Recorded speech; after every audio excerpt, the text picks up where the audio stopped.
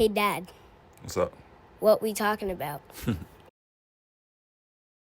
Yep. Welcome to episode 2 of BG. What we talking about? I got a new guest with me here today, my dog Billy from South Carolina, my favorite and least favorite person to debate with.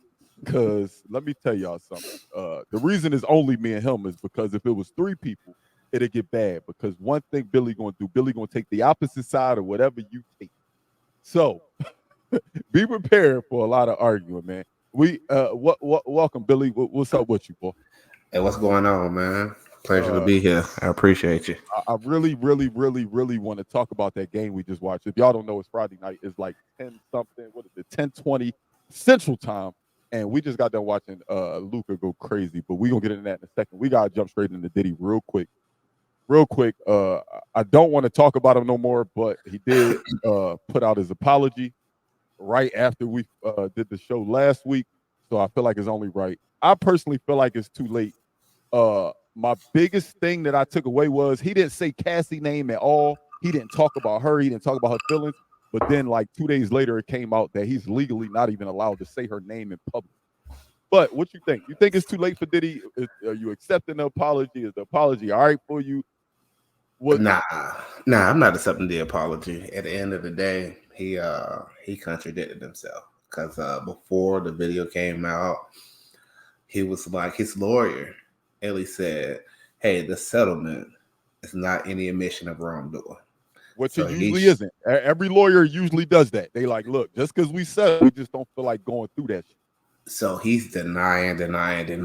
So now in this video comes out, oh, I went to rehab and, it's a dark time. Bro, you just denied it. Like, I don't accept it. It's bullshit. It's the key words to me was when he said, I'm disgusted, and I was disgusted when it happened. Come on, bro. Like, you denied this for way too long for you to hit us with, I'm so disgusted with myself.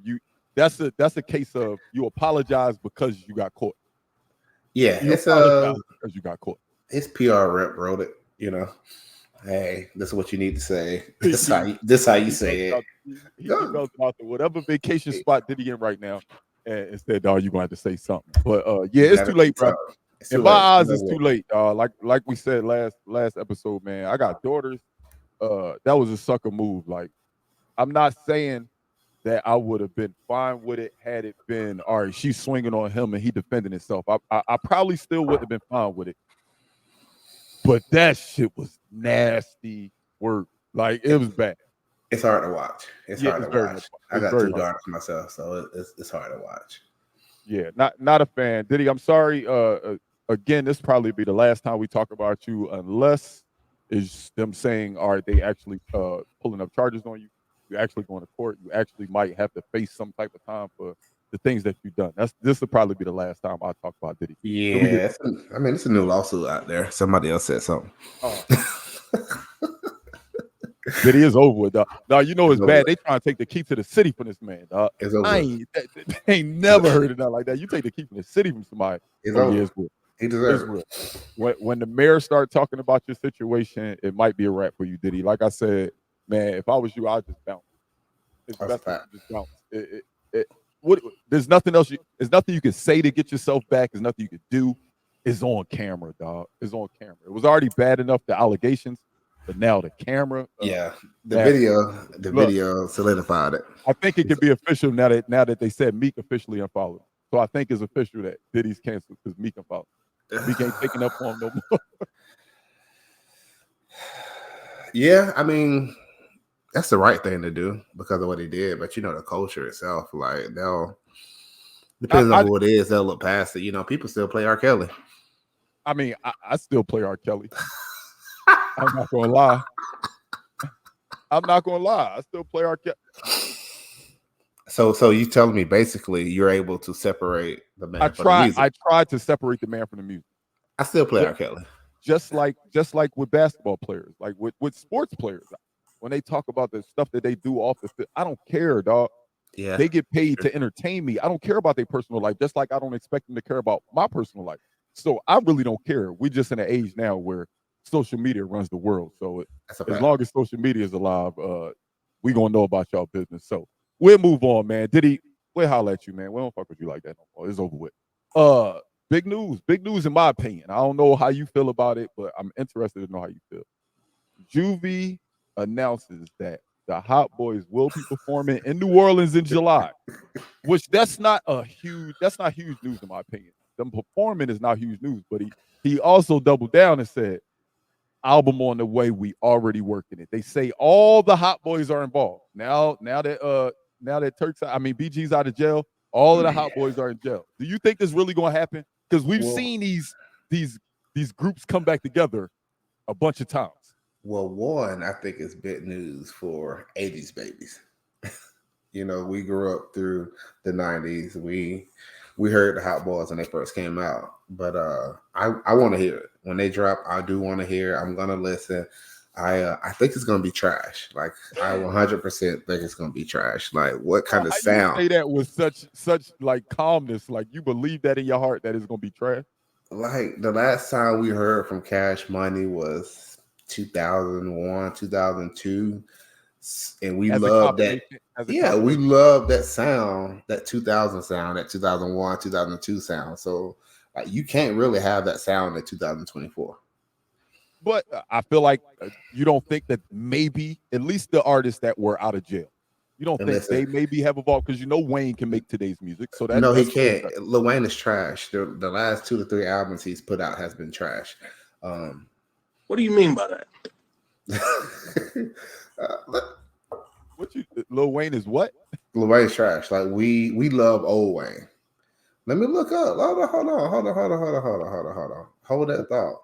Why is what about Lil? I'm confused right now. You killing me with no, this thing. Not him overall. 2000, the new Wayne is trash. You don't think the new Wayne trash? No. What's trash? What's his last album name? Carter 5. Nah, that's not it. Exactly. That's what I mean. What's his last album? What's his last album? After the 5, he had the Fits before 6. That don't count. He had a mixtape, not a mixtape. He had an album with with Rich the Kid. 2 Chainz. And he had one with Rich the Kid. I don't know about the Rich the Kid. Yeah, Wayne been doing weird. Or album? No, it was an album. I don't know why he did that. I liked his verses on it. But as far as Hot Boys, though, like, to me, I think just the fact that they've been gone so long, the world is waiting. I don't think it's going to be trash. I don't think it's going to be amazing, though. But I wouldn't go as far as to say trash. Billy, you tripping. It's going to be trash. They only had 2 good rappers. Who? Juvie and Wayne. Huh? Bit Thomas was trash. I'm gonna keep it a buck with you. At the time, Turk was my favorite. Turk was all right. Turk was my favorite when they first started. When they was real young, Turk was my favorite. I'm not gonna front. And then I was like, this young boy, nice. I liked Wayne. Wayne wasn't even my top. Maybe he was my top 3 because I like Turk, I like BG, and BG was trash. BG was trash. Like he was in a group. Like the music was good. The music was good. BG was trash. Juvie was the best. But I think the key to this album, if it's coming out, is Manny Fresh. Because if the lyrics are trash, Manny Fresh can cover that up with great production. So if they could get great production, I think they'll be all right. I don't see it being good. Like, what has Manny Fresh produced recently? That's been relevant. That's a good. I mean, you got a good point, but I just think that they know how to work together. Yes, you can say what has Manny Fresh produced recently that was even a Billboard top 10, but what has any produce like a Pharrell? If Pharrell and Eclipse get together, you know it's going to be good because they just have a cohesion. If Just Blaze go link up with Jay-Z, you just know they know how to work together. So albeit it might not be time for a Hot Boys 2024 record, I think the beats can make it work. The production can make it work in my opinion. I'm gonna listen. Oh, I'm definitely gonna listen. You know me. When it comes to music, I'm gonna give it a try because I want to do what you just did. I want to be able to come on here and say that shit was trash, or that it was fire. I mean, I'd rather have a tour of the old songs than get some new bullshit. Honestly, if I was them, I don't think Juvie. I think Juvie misspoke. I think he should have said that. They should have performed in New Orleans in July. Cool, knocked that out, and then sat down and said, "Yo, we picked up some steam with this performance. Let's do a tour. After the tour is over, let's start working on the album. Or while we on tour, let's start working on the album. It's gonna be fun. To say the album already out, if it's a flop, we'll revisit it. Oh yeah, we definitely. We'll revisit it. Because again, I mean, if you an 80s baby or even early 90s, well, no, I'm gonna say 80s baby. 80s if you're 80s babies, you remember Cash Money Records taking over for the 9. Taking over. You remember the chokehold that they had on the game at that time, and legal woes kind of stopped that, and kind of contract issues with Baby, don't want to pay nobody, but hopefully they can figure it out. But honestly, I'm looking forward to it, Billy, but I'm gonna keep it a buck. I don't think it's gonna happen. I think the July show is locked in. I think the July show will happen. I hope it happens. I just don't truly. I hope it happens. Yeah. I think the July show gonna happen. I just got a feeling that when it comes time to get to work, something gonna happen. Or somebody mad that they ain't getting this split. Somebody mad they ain't getting that split, and it's gonna fall through. Because I've watched this about 5 or 6 times already with my favorite group, State Property. Like they tried to reconnect a bunch of times. Listen to when I say my favorite group. I'm saying my favorite group because I grew up on them and they from Philly. I'm not saying they're the best. See that? Y'all see how Billy tries to... I didn't say that was wrong with State Property. Your words and try to say, what did you just say? He was going to try to say, you trying to say State Property better than... No. I'm saying, coming from Philly, like, I love State Property. And I've watched them try to regroup a bunch of times, and it always falls through. I got a question for you. What's up? Coming from Philly, being a Philadelphia guy, do you love Meek Mill?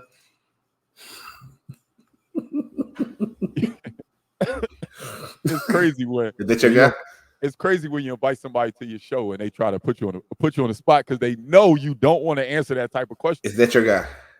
I rocks with Meek before jail, before the last jail stint. Before the last jail stint, you couldn't tell me nothing about Meek. I don't like the Meek that has come home.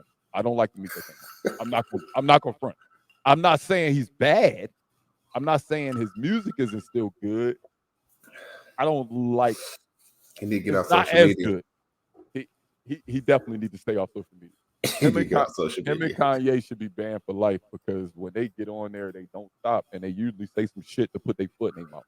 Yeah, that's a fact. Usually it's something to put their foot in their mouth. But yeah, man. Hot Boys waiting on y'all. Hopefully we hear some music soon. I'll be interested to see what happens in July with that show they supposed to do. But man, I'm ready. Look, I'm letting y'all know now. We sat here before we started recording and we was like, yo, I kind of want to start with Diddy just to get it over with, but damn, we just got done watching a crazy game. Luka Magic. That boy Luka turned up. But before we get into Luka, we got to talk about, because last show was last Friday. It was available on Saturday, so the games weren't done. But the Knicks went on the road to beat the Pacers. I mean, the Knicks went on the road. I mean, lost at home. The Pacers went on the road. I'm sorry. Pacers went on the road to beat the Knicks. The Knicks ran out of gas. It's just what Thibodeau teams do. He runs them in the ground. They play 48 minutes, 42 minutes, 46 minutes, and they just run out of gas when it matters. It's notorious for Thibodeau teams. And Minnesota went on the road to take down the defending champs. So no matter what, we will have a new champion this year. The Final Four is set: the Celtics and the Pacers, Dallas, and the Timberwolves. We're 2 games in already. After the first 2 games, Billy, who going to the final stop? I got to change my picks, man. I got Boston. My original picks was Minnesota and Boston, if you didn't know. Yeah, my original picks were Minnesota and Boston. After tonight, I don't think Minnesota can beat Dallas in 7. I don't think Minnesota can win 4 out of the last 6 games. Yeah, and Dallas just won 2 on Minnesota's floor. That's what makes it nasty. If the first 2 games was in Dallas, I would think Minnesota could come back and win this series. Them first 2 games was in Minnesota, dog. They took y'all back. They took y'all soul from y'all at home 2 straight games. Man, I think it's more so because Denver lost the first 2 to Minnesota and then won 3 straight.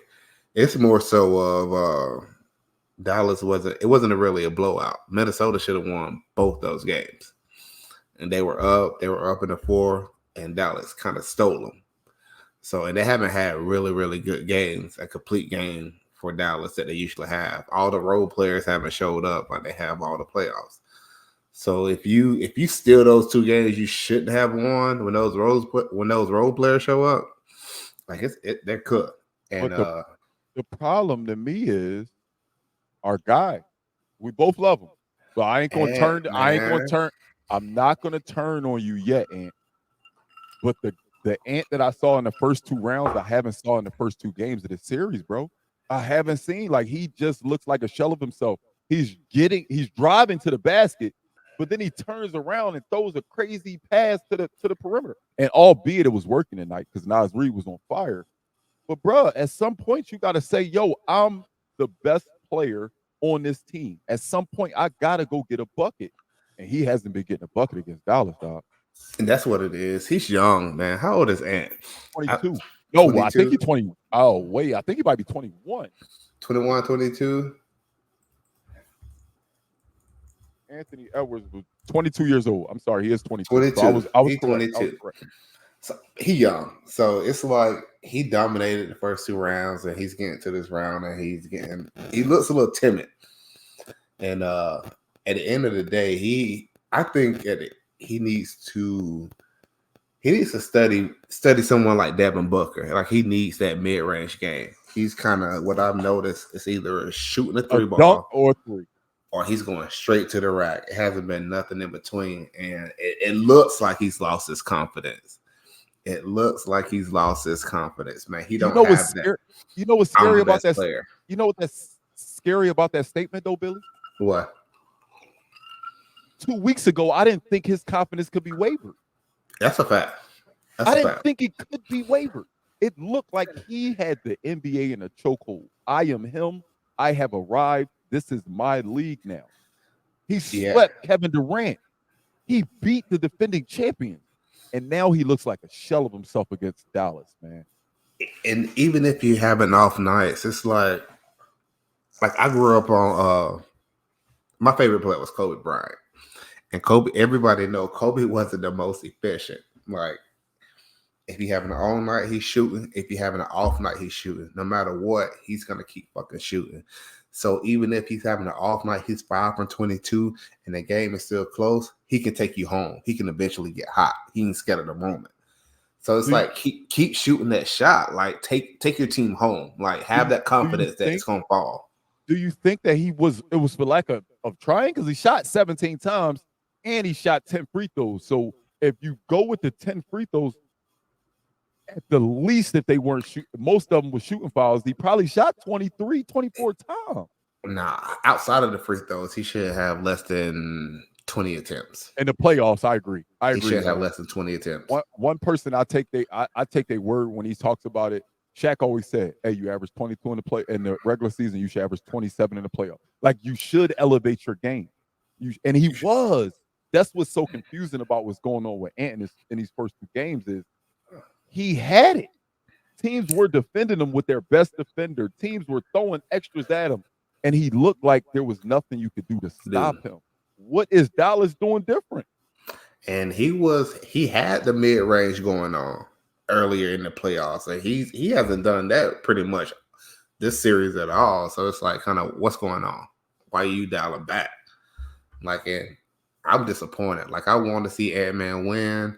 I want to see him at least get to the championship, and he's folding right in front of our eyes. Like, yo, crazy. That's what's the craziest part about him folding right in front of our eyes, Billy, is we were watching him ascend in front of our eyes. So to see such a quick wait, we was so enjoying you ascending. What happened? It's over with that fast. And don't get me wrong, Dallas has amped up their defense since the trade deadline. Adding PJ Washington and Daniel Gafford was huge for them. Yeah. They became a better team after the trade deadline, and albeit they're playing better defense, are they playing that good a defense against an Anthony Edwards? For him to be shooting 5 for 17? He's missing. He's off too. Like the threes 5? he's normally been making, he's missing. He's been off too. And I think because the 3-ball ain't going, he's losing confidence, man. Like, all right, now the 3 ain't going. I'm not going to settle for the mid-range. Let me try to get a layup. You go for the layup, it's 3 people in there. Let me kick out a crazy pass. Like, I don't know, man. Yeah. It's going to be on the coaching at this point. I just look at it like this. I do agree. Like when you shoot, Anthony Edwards is a hooper. So I want you to still shoot them threes. But if you'd have told me when this series started that Dallas would be destroying them in points in the paint, destroying them, the fact that Cat just sits on the 3-point line, Naz Reid, albeit got hot, but just sits on the 3-point line. Gobert is a liability on offense, and it's looking like on defense too. The defensive player of the year is a liability on defense. It's so weird. It's like they chose like think about this. Like let's just think about defensive players of the year. Besides Gobert, we got the Dwight Howards of the world. We got Giannis that won it. When have you ever saw somebody seek the defensive player of the year for the last shot of the game? Like what? Like how? They have 3 7-footers and 2 of them refuse to bang in the paint. 2 of them refuse to bang in the paint against a team who is undersized, albeit Daniel Gafford and Derek Lively are valuable bodies, but they're not as big as Naz Reid, Karl-Anthony Towns, and Rudy Gobert. They're not paint players. They're not paint players. It's nasty, man. I hate seeing Karl-Anthony Towns literally sits on the 3-point line all game. All game. And I got a friend who hates him because of that. You're a 7-footer that sits on the 3-point line. And the thing is, NBA pundits will praise him and say, "Oh man, it's amazing to see a 7-footer be able to shoot like that." You know what else would be amazing to see? A 7-footer put somebody through the rim. But nobody does it anymore. When the last time you saw a cat dunk? There's two bigs that do. There's only 2 bigs that goes down low. No, that's not the NBA today.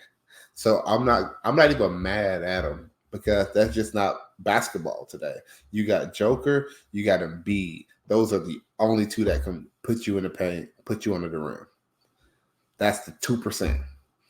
Everybody else can't do it. So can we fault him for that? Because at the end of the day, that's just not what the NBA is anymore. It's a new league. It's a new league. And I don't mind. Just the same way I don't mind Joker shooting threes. The same way I don't like my center, Joel Embiid, shooting threes. When I say I don't see Cat in the paint ever, it's crazy to me. Like, what are you doing at 7 foot at the 3-point line all game? He's spacing the floor because Rudy's gonna be in the paint. He's gonna be down there. He has no. He has nowhere else to go. He has nowhere else to go. So he kind of have to be out there. He has to be out there. This is the weird part of the NBA because Minnesota was legit built. I'm not saying they was built to beat Denver, but they was perfectly built to beat Denver at the end of the day. You throw 3-4 different players because you got Kyle Anderson, who's also tall. You got 4 different players you can throw a Joker. But then when you get in the matchups where teams don't have a dominant center, why aren't your centers dominating? It baffles me, man. I hate seeing bigs just stay on the 3-point line. I'm not saying don't shoot. I'm just saying, why are you camped at the 3-point line all game? All game. And it showed you. Hey, Billy, you watched that 4th quarter. How many minutes Cat played in that 4th quarter? Did he play any? I don't think he played a second. I don't think he played a second. Because Reed was hot. Reed was hot. If you're the coach of Minnesota, Reed's hot. Are you subbing out Cat or are you subbing out Gobert? Gobert hasn't stopped anybody these playoffs. The defensive player of the year has not affected a game yet. Not one time. And he's not in the series. In these playoffs, Rudy Gobert has not defensively changed the game. Nah, he gets more slander than he deserves. He's been decent in the playoffs. He's been decent. You seen the poll that they put out 2 years in a row. The most overrated player in the NBA, Rudy Gobert. He always makes all-star teams. He makes all NBA teams. We'll talk about the new all NBA teams in a minute, but he makes all NBA teams. He might be the worst star in the history of basketball. I can agree with the most overrated. He has zero offensive ability. Zero. I'm not saying 1, not 10, not 15. He has zero offensive bag at all. You could never give. There's no play. The only play you could call for Rudy Gobert is a pick and roll. I'll throw you a lob. You cannot run one set other than that for Rudy Gobert. He's become a liability, and against a team like Dallas, against a team like Denver, who plays a lot within the half court, Rudy Gobert can be something. But against a team like Dallas, it's crazy. You can't. He can't play, in my opinion, against Dallas. Against Dallas, he's a liability. What we do is we live in a moment too much. We live in a moment too much. Like what Rudy Gobert is, we've seen it over and over again. When LeBron James won a championship in LA, Dwight Howard is Rudy Gobert. You can either throw him a lob, he can play defense. That's it. You can't dump it down. He can't hit a mid. He can't hit a three. Houston Rockets. Wait, before you go to Houston Rockets, I want to rebut that last statement you just said. However, Dwight Howard was on a veteran minimum. What Rudy Gobert gets paid, that's why he's the most overrated, because it's like you get paid max dollars, you win Defensive Player of the Year, but for real, what do you do? But I'm not disputing the money. I'm just saying we've seen this player over and over again. Yeah. And now it's just his turn, but nobody else caught that. I guess he's catching all the slack because of the awards and the money, but we've seen it with Dwight. It's the same with my guy, Tobias Harris. We only slander him because of how much he gets paid. If he got paid what he played like, we wouldn't care that he only had 2 points or 6 points. It's the fact that Minnesota gave up the world. Minnesota gave up the world for Rudy Gobert. I'm not saying he should be a 20 and 15 guy. I'm not saying that. But he has become a liability. He can't do nothing on offense, and on defense, they are actually seeking him. They are looking for the Defensive Player of the Year. Listen. I seen this salary. I just looked it up. 5 years, $200 million. $40 million a year. Yeah, that's tough. Like, I can't defend that. And that's what I'm saying. It's because of how much he makes that I'm holding him to a higher standard. I'm holding him to the standard of the guys he gets paid like. And if I'm going to hold him there, I expect him to at least be able to develop a hook shot. Develop a hook shot. I don't need you to go into no crazy bag and turn into Joker, turn into Embiid. Do something. He don't have nothing. He's an anchor, though. He's an anchor. They were one of the best defensive teams in the league because of. And without Rudy, they wouldn't be that. Like you got to pay for that. They wouldn't be that. But I personally think a Cat and Nas Reed starting lineup ain't gonna be no worse. Offensively is better, but defensively, like it's a free reign to the rim. Like dunk everything. Cat ain't stopping nobody. Nobody. Nas ain't stopping nobody. He'll foul you. He ain't stopping nobody, but Rudy ain't the toughest player, but his length and size, like he changed a lot of shots, man. Pause. No Diddy. Crazy. Size,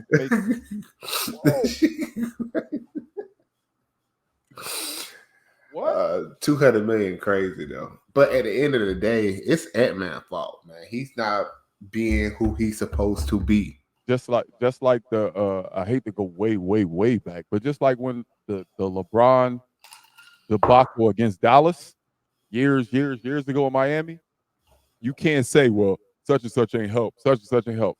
LeBron, you weren't you. If you not being you, your team ain't gonna beat themselves. I'm sorry. It's just not gonna happen. Your team they go off of his motor. His motor is not the same in this series, and I hate to see it. But we'll move on to the Eastern Conference, man. Boston up 2-0, and it looked like they up 2-0 easy. Halliburton, he looked like he was hobbled in the last game. That's the most overrated player right there. We're gonna talk about that. Ooh, that's the most overrated player right there. The next block. I got some words for Tyrese Halliburton. I got some words for Tyrese Halliburton. That's the one. But Boston looked like they rolling, man, off the back of Jaylen Brown's huge game. I know y'all, I told y'all about this last episode, but one thing about Jason Tatum gonna make Billie call me and tell me, see, I told you. Billie gonna call me and say, look at your man. And I don't even know why he called him my man. But he'll say, look at your man. Sometimes when the lights get the brightest, Jaylen Brown looks like the best player. I'm not mad at it, but what do you think about that Boston? How many years? I think gentleman's sweep, first of all, 4-1 Boston. I think Indiana wins. They'll get one. I think Indiana wins one. I think I give them one. About 2, maybe 3 years ago, I told you Jaylen Brown was the best. I told everybody Jaylen Brown was the best player on that team. Out for about 3 years about this shit. And people looked at me crazy. They said, "Hey, it's Jason Tatum team. Jason Tatum the guy." I was like, "Listen, are you watching the same games that I'm watching?" Jason Tatum gets the numbers because as soon as Jaylen Brown gets to cooking, they don't let him cook. Jaylen Brown will score 7, 8, 9, 10 in a row. Tatum wants the ball. Give me the ball. It's my time to shine. Let me cook instead of letting him finish cooking. So he'll get the number because he gets the most shot attempts. But now we're seeing, who the real MVP, like who's carrying the team. JB. I wouldn't say that. I will say that when the lights are the brightest, I will admit that you have proved me wrong time and time again. Jaylen Brown always seems to step up a little bit more than Jason Tatum, but he's the most consistent. He's the most consistent. At the end of the day, it's an identity problem. Like, the team is fine. Somebody just have to be like, hey, Jaylen Brown's the number one. And Tatum's the number 2. But I think it's too late for that now. It's like way too late. Tatum has all the accolades and all the Tatum can't take it from him now. And it's too but he shouldn't be the number 1 option. I don't think he'll scrub. Jason Tatum good, but we see who's the number 1 in these playoffs when it's time to shine. Not just these playoffs. Every playoffs. It's been almost every playoffs that they've been together. And it's become disturbing, man. Jason Tatum, albeit I'm not saying he has bad games, but he doesn't have, hey, I'm the alpha game. I'm the alpha of this team. This is my team, and Jaylen Brown is an amazing Robin. He has yet to show I'm Batman when the lights are the brightest. And that worries me about Jason Tatum because, like I said, I think it was 2 players that they tried to hand the NBA to. They first tried to hand it to Tatum, and then in the biggest moments he flopped. They tried to hand it to Ja Morant, and then he couldn't stay out the street.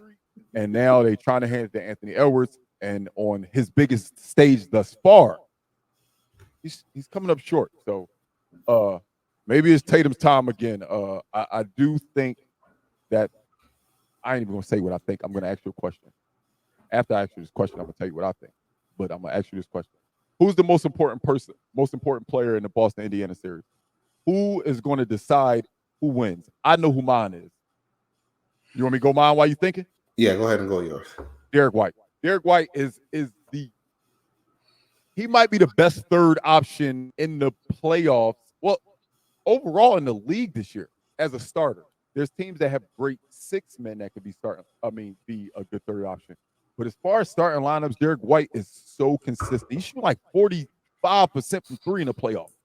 It's crazy. So I think Derek White is the most important to me in the Eastern Conference Finals. I got Derek White being, I don't want to say the deciding factor, and I don't want to say Boston goes as he go, but him having good games consistently is going to be the reason Boston wins the series. Who's the most important player? That's a good question. On the other side, I think it's Siakam, and he's been stepping up to the plate, though, Billy. I felt like Siakam had to average around 24, 26-ish in this series, and he's doing his part. They need the other guys to show up. What's the average, y'all? I really want to go with, I'm torn between Hallie and TJ for Indiana. TJ's been pretty consistent. I think it's really Hallie. And he hasn't been the star he's supposed to be. because the games are close. They haven't been blowouts, really. They've been in the game, and Hallie's been kind of he hadn't even really been a star. Game 2 was kind of a blowout. Like I think Boston took their starters out at the start. At the end. At the end. They was up. It got bad. Yeah. But Hallie, if Hallie could be who he was at the beginning of the season, who we thought he was, I think they could possibly beat him, because I don't think Boston as good as everyone makes them. Beat him in a game or beat him in the series? You think beat him in the series? Indiana has what it, and I do think they have what it takes to beat them offensively, because Indiana scored a rock. That's one thing. Indiana's going to score. Indiana going to score. They got to be able to get stopped. At the end of the day, you got to think about it. Boston don't even got they middleman. Porzingis ain't even playing. So if Porzingis was playing, what would y'all be doing then? Y'all might be losing by 40. And that's a problem. I think watching the games, I think Hallie's scared of Drew Holiday. I think he's scared of Drew Holiday. I think he puts fear in his eyes. He gets on a fast break. He sees Drew. He starts backpedaling. We had this conversation. Me and you had this conversation earlier. You said we was talking about another player, and you said Drew Holiday will rip him every time down the court. And I said, dog, Drew Holiday will rip damn near everybody down. Drew was like that. That boy Drew like that. Like, I love Drew Holiday. I love his game, but like, he's scared of Drew, and it slows down a lot for Indiana, man. It takes away everything for him. Me and you talk about the word having a bag often. Halliburton bag might be the most overrated bag there is. He don't have a bag. It's so boring. It's so basic. He dribbles like a kid that just learned. Don't get me wrong, he's elusive with it, but it looks so stiff. It looks so weird to me. I think Halliburton's bag is very limited, in my opinion. In my opinion, Halliburton bag is one of those ones that people think is up there because they see, oh my God, he had 15 assists and 26 points. No, watch the game. Watching Indiana, I'll be like, yo, Halliburton. If you become very good at something, you don't expand. Like Holly, he only does like really an in and out, and he does a hesitation. And he has that step back off the hesitation. So he got good at that step back three. He can step back hezzy and pass off that. He's got good off that, and there hasn't been any expansion off that. So it can either work or it doesn't work. Some players it works for, some it don't. The main player is LeBron James. Like LeBron don't have a bag. And it works for him because Kyrie don't have a bag, but LeBron don't need all that. I mean, let me backtrack. Kyrie has the big. I was about to say, what? Kyrie has the biggest bag, but I was about to kick your ass off, dog. I thought you said Kyrie. Like, I'm telling you, LeBron don't have a bag, but he don't need all that shit. Like, I hear what you're saying. I hear he don't. It's pointless for him to go do that. I got mad when you say he don't have a bag, but he don't put it the way you just put it. Is like, hey, I don't need to have Kyrie's type of bag because of the other things I'm amazing. I'm too fast and too strong for all you. So why do I need to cross you when I can do all that? But this is gonna work. Like, this is gonna work 90% of the time. I'm gonna blow by you. I'm too strong. I'm gonna go through you. Why do all that? You might feel like you're still in front of me, but when this shoulder right here hit you, when this shoulder right here, ain't nothing you can do. So they'd be like, hey, he ain't got a bag. Yeah, he ain't got a bag. He don't need one. You can't stop the limit stuff. I like it pronounced that way. He doesn't need a bag. He has a bag. He don't need it. He don't need it. If he had to go to one, he could get it though. Watch your mouth about my boy Brian, man. All right, speaking of Brian, you say he ain't got a bag, but LeBron James has just made another All-NBA team. Let's talk about these All-NBA teams, Billy. Billy, I'm gonna keep it real with you. I'm gonna look at the list. I got the list pulled. I got it right. I got it right in front of me, dog. So first team, Shai Gilgeous-Alexander, no debate. No debate. Nikola Jokic, MVP, you can't debate that. Luka Doncic, third in the MVP voting, and even if he wasn't, y'all see it. Take them all. Take them. Take them all. Take him on the first team. Go ahead and say it, Jason Tatum. Jason Tatum being on first team was simply because of wins. Wins. It was because of wins.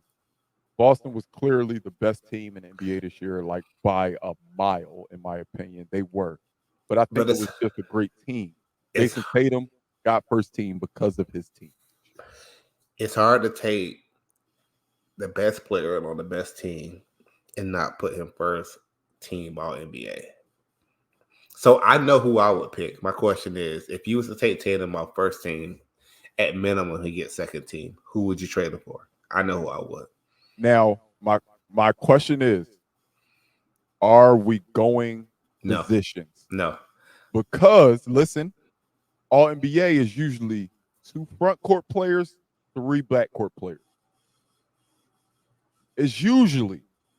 That's why Embiid and Joker were never able to both be first team all NBA. Last year when Embiid won MVP, Joker was second team. The year before when Joker won MVP, Embiid was second team. Okay, cool. So he would be a backcourt player. No, they have Luka and Shea as the backcourt players. You said 2. Oh, yeah. They got Luka and Shea as the backcourt. See, that's crazy because I don't like that either. The defensive team is like all centers. Exactly. All NBA should be held the same way. It should be the best 5 players.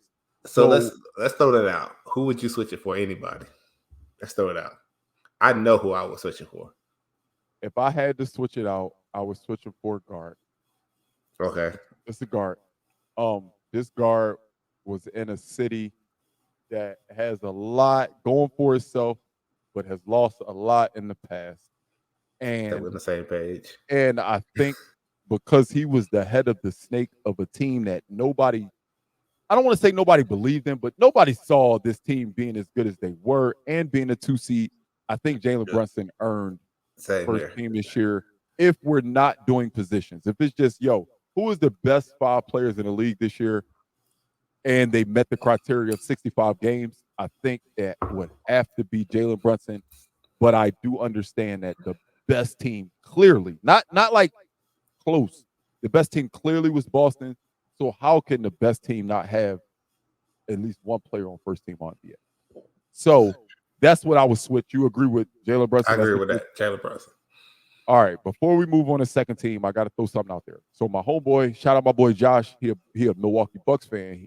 We was talking today, and he feels like Giannis is the most disrespected star in the league. And I told him, I said, Giannis not disrespected. Motherfuckers know what he is. They know what Giannis is. But he said, no, look at the voting. And I said, okay, let's look at the voting. 11 voters voted Giannis for second team. How do you feel about that? Do you feel like that's disrespect to Giannis? 11. It was 11 voters. 11 voters. 100. No, it's 99. It's 99 because if they do 100, it could possibly be ties. It's 99 voters, and 11 voters voted for Giannis to be second team All NBA. If it's 99, no, I don't feel like that's disrespect. And that's what I said. I said, bro, it's only 11 people. It's not like, nah. But I like his argument. His argument was, but all I'm asking you to do is put yourself in those 11 people's shoes and tell me, who are you voting for over him? For him to be second team. Who did you vote for first place? Because it's 2 backcourt, right? It's 3. Thing, and that's what I tried to explain. 3 front court. Two guards, 3 forward/centers. So 3 players that's either a forward or a center. But Embiid didn't play enough games, right? But even if he did, this has happened for the last 4 years. Because you remember, Jokic won 2 in a row, Embiid won 1, and then Joker won 1. And none of those years, now albeit Joker was the runner-up in Embiid's MVP year, and Embiid was the runner-up in all 3 of Joker's MVP years. They never have both made first team because it's only 1 center apparently at the time. Now they switched it this year to 3 front court players. It went from being 2 guards, 2 forwards, 1 center. That's why Rudy Gobert kept getting all NBA nods, because it had to be 2 guards, 2 forwards, 1 center. But now they made it 2 guards and 3 front court players. So I've seen this happen over and over. I don't understand who voted for Giannis to be second team. Like, who would what forward on the. So my argument was to my boy was Anthony Davis. And I do think that Giannis had a better year than Anthony Davis. But I think that Anthony Davis's availability this year and his defensive ability this year maybe have got him a couple of first place votes. And now that I'm looking at the list, he had one first place vote. So let me tell you who got first place votes on the second team. Anthony Davis had one first place vote. Kawhi somehow had one first team vote. Kevin Durant had 2, Anthony Edwards had 3, and Jalen Brunson had 37. So my issue is I was looking through the whole list, and I think Kawhi should not have been on the list at all. That's why I'm glad. Let's just go straight to second. Let's go straight before you go into your point. I'm gonna read off second, and then I'm gonna let you have a stage. So you got Jalen Brunson, Anthony Edwards, Kevin Durant, Kawhi Leonard, and Anthony Davis. Go ahead. I got plenty to say about it, but you go ahead. All right, I'm looking third team is LeBron, Steph Curry, Book, Sabonis, and Halliburton. I think Kawhi Leonard shouldn't have been on any team at all. Why is he on a team? I don't know. I'm not even saying why is he on second team. Why is he all NBA at all? I don't have no debate, no argument for Kawhi. Like, he's good. I'm not saying he's bad, but he shouldn't have been on any of these teams, not along second team. I think he averaged 23 or 25. It was one of the two. What was it? Kawhi, 23, 6, and 3. Like, he shouldn't have been on any of these teams. And you could have.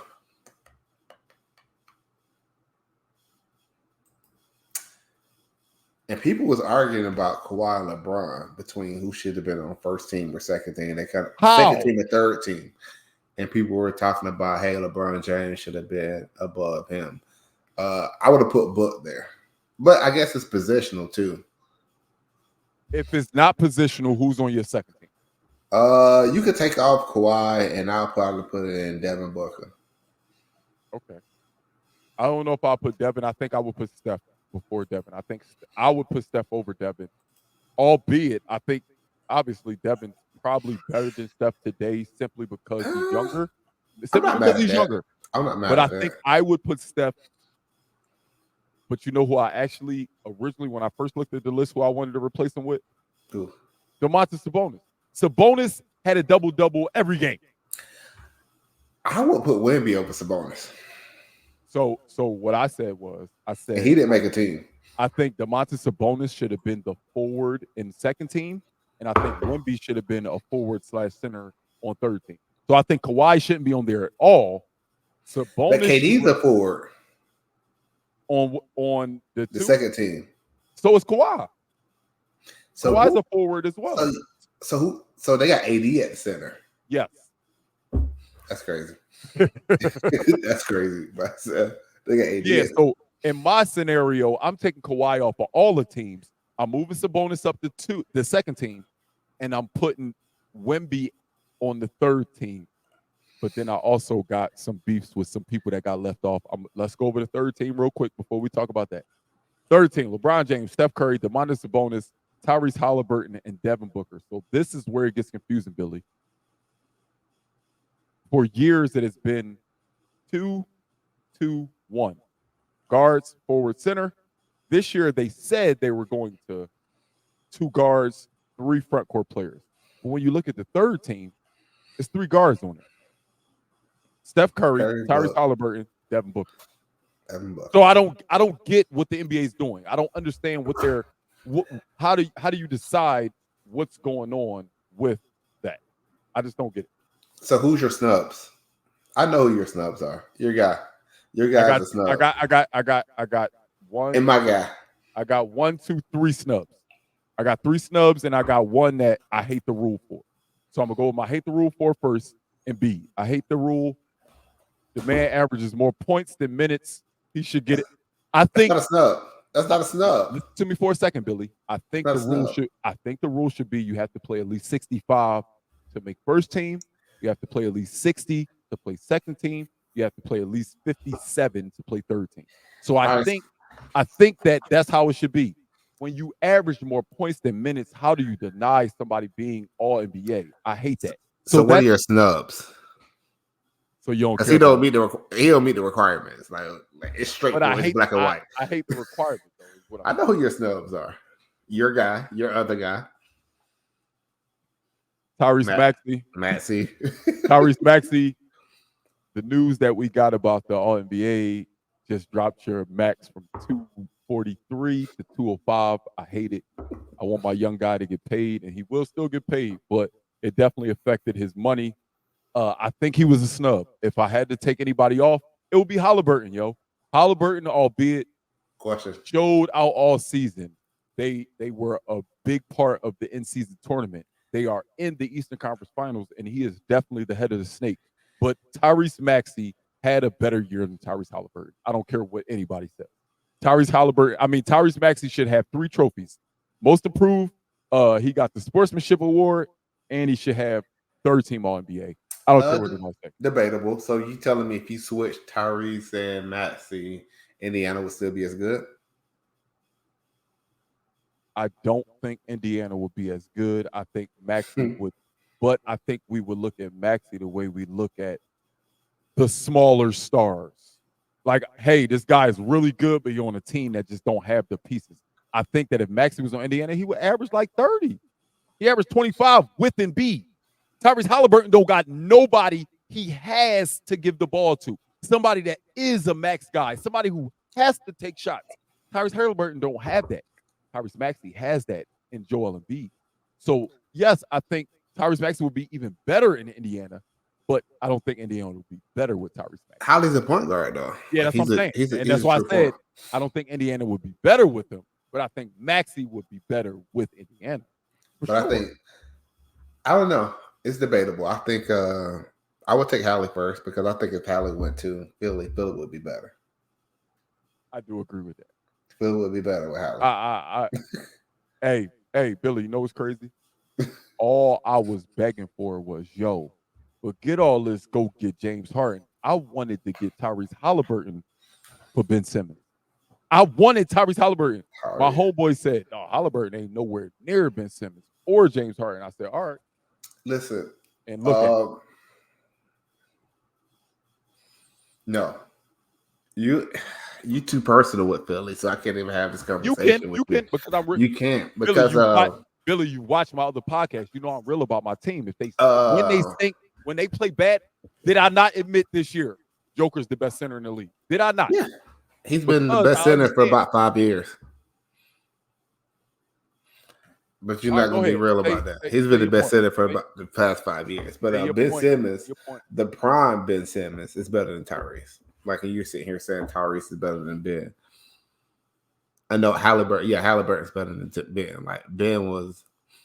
Who's better? Hallie. You think Hallie's better than Ben? Not the Ben of today. I think the Ben. I think Halliburton's ceiling is better than Ben's ceiling. Now, hear me out for a second, Billy. I think Ben Simmons' ceiling, if he tapped into it, is higher than Halliburton. But I know that he won't tap into it. So, therefore, Halliburton's ceiling we know that now. Is higher than Ben Simmons. So, that's what I'm saying. I do think that the potential that Ben Simmons had is head over heels higher than Halliburton's. What Ben Simmons could be definitely is better than Halliburton. But so, what he is not better than Halliburton. No. So at the end of the day, I agree with a Maxey may have been a snub. I would have took Kawhi Leonard off. Can I tell you my other 2 snubs before you tell you? Because I think you're going to steal my other 2. No, I'm going to tell you my other 2 snubs because you got one off. I got Maxey. I got Jaylen Brown. I got Jaylen Brown. Look, just so you know I'm not BS. Right under my list. Let's see if you can see it. What that say right there? Jaylen Brown. I got Maxey, and I got Jaylen Brown right next to it. I had the same. I think the same thing. You know who else I got a snub? Wemby. I got one more on top of Wemby. Who? So I do have Wemby as a snub because I think what Wemby did in the league this year was crazy, outrageous, crazy. Albeit not winning. But it's an individual award. You can't deny what he was in the league. So what he did. I think Wemby's a snub, and I think it could be recency bias. What I'm seeing right now, I feel like Kyrie Irving deserves it. I feel like Kyrie deserves it, dog. Over who? Like, no. That's the hard part because I want Maxey over Halliburton, but I can't say Kai over Devin Booker, and I can't say Kai over Steph Curry. But you know what? Like, Kyrie's better than he's better 60, than he's better than 75% of that list. Of the people on the list, but just you got to have these stats. Hard. Yeah, you got to have a stat. You got to have the stats. You know what? His stats were better than I thought they were. 25, 5, and 5.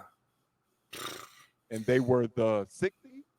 They are the 60? 4 or 5. 4 or 5. They played the Clippers. That was a 4 or 5 matchup. True story. Yeah. Kai got snubbed. Shooting 50% from the field. I think Kai should beat her. And especially the leadership role he took on this year. 25 out of 5 is crazy. A lot of people thought Kyrie was yes, they believed he was an alpha, but they thought he's the guy that you want on your team because of his talent, but you don't want on his team because of all the extras. Hey, let's keep it a buck. Like, Kai's good. Kai's better than people want to give credit for. One of the I'm giving them all the credit. I'm not saying you. I'm just saying that people.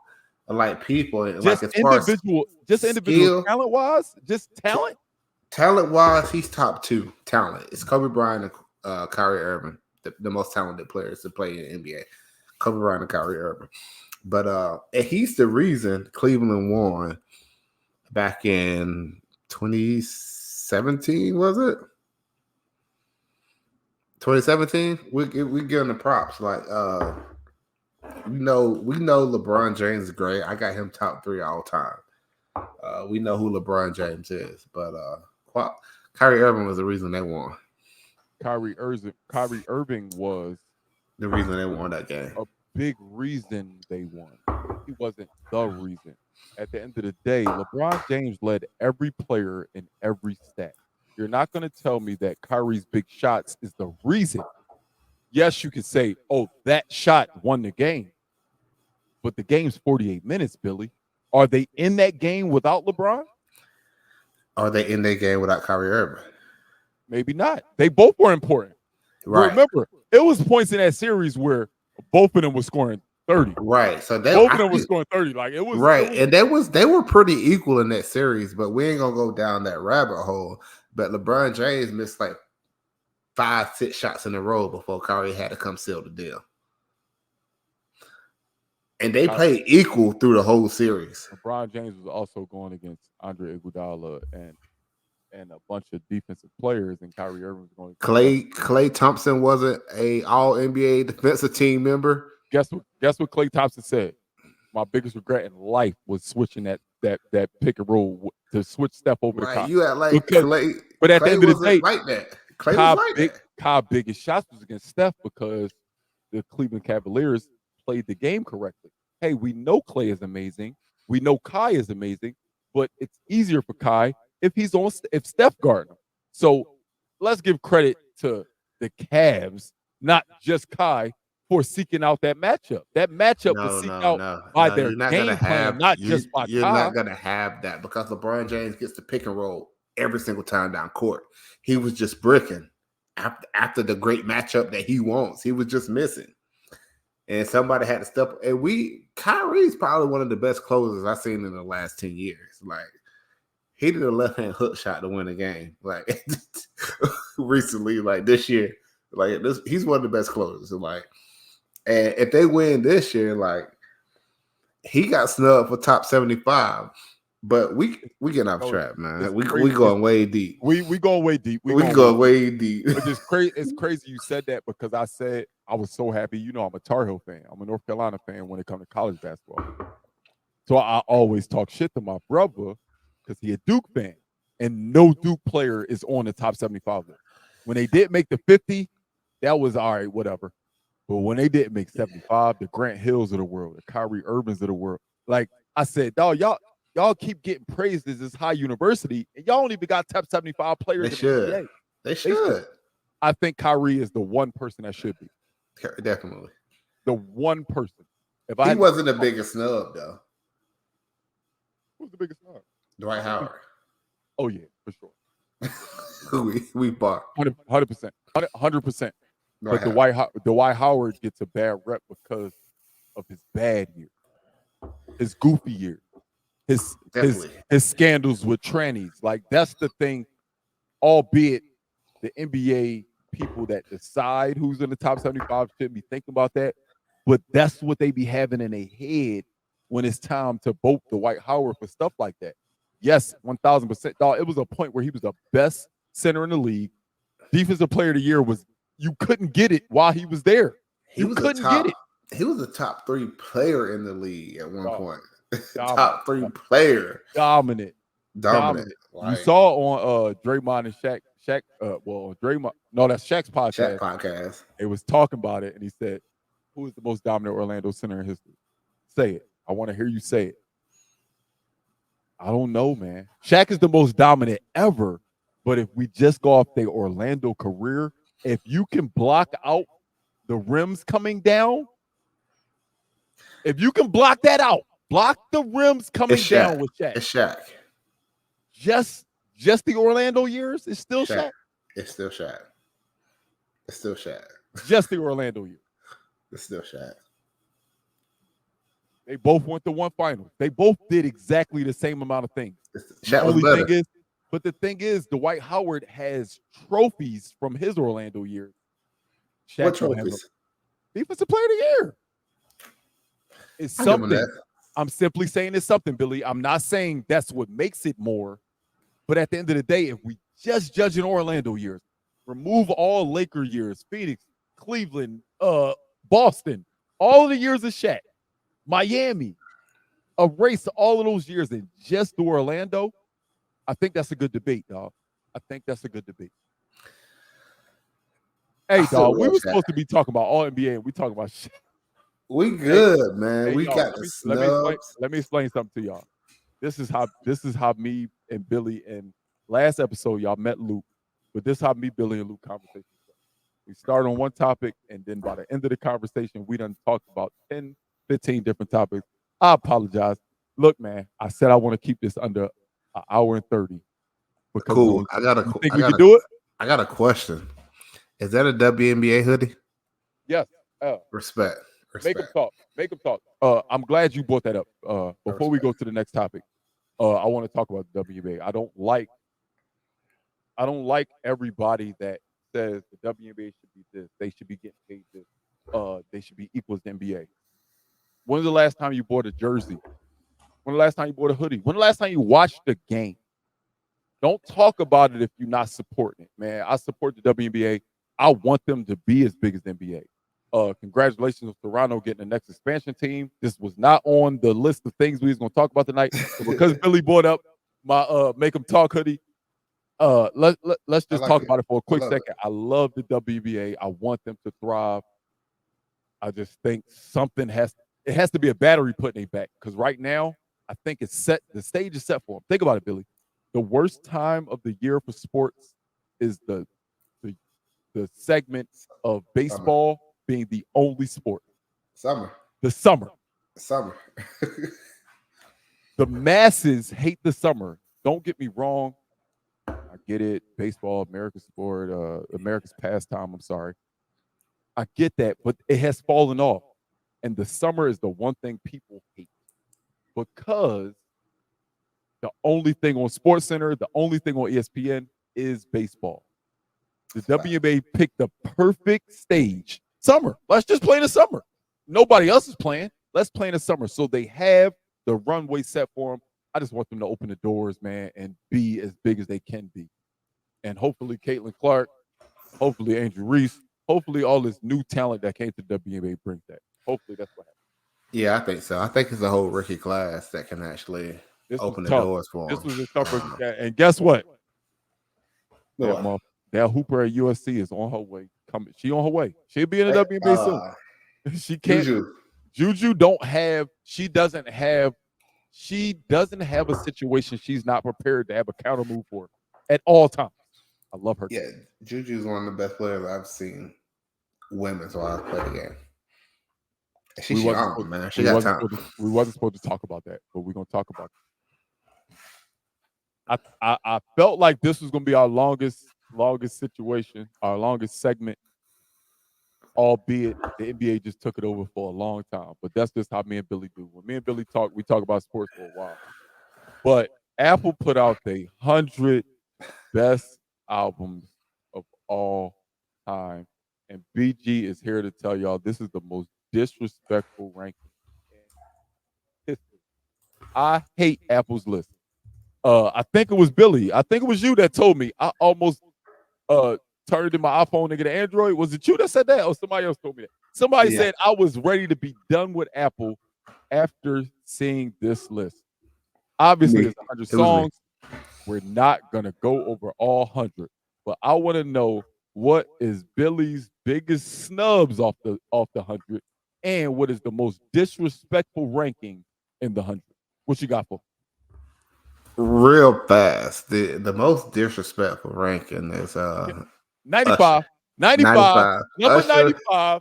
Confessions at 95 is crazy. Like, nasty 95 Usher. You know what? Congratulations, you played yourself. Let me talk to Apple for a second. Give me a second, Billy. Congratulations, you played yourself. That was terrible. Go ahead, Billy. Terrible. Like, I looked through the list, there's, you got every genre in the list, even if I don't listen to it, you got to respect it. It is what it is. But that's the thing. I did realize, like, after I looked at it, I was saying to myself, wait, why does not, but then I said they have to compete against every genre. So I'm not mad that some things was left off, but some things is just blatant disrespect. 95 for Confessions is stupid. 95 is crazy. That's crazy. That's crazy. You got, even though I love Solange, Seat at the Table, Beyonce's sister, and 93, higher than Confessions, that's absurd. Stupid.